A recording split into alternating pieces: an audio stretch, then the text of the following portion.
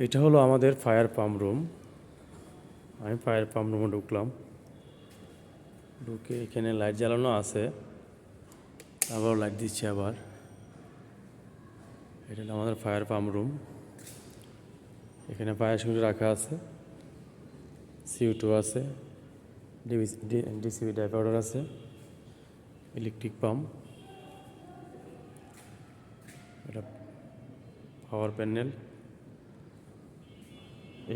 Electric পাম্পের panel, এটা jockey পাম্পের প্যানেল, এটা ডিজেল পাম্পের প্যানেল। প্রেশার আছে এখন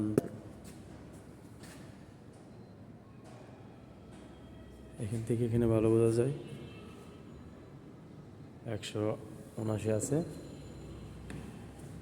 কিন্তু আমি রাউন্ডে এসে দেখলাম ইলেকট্রিক পাম্পের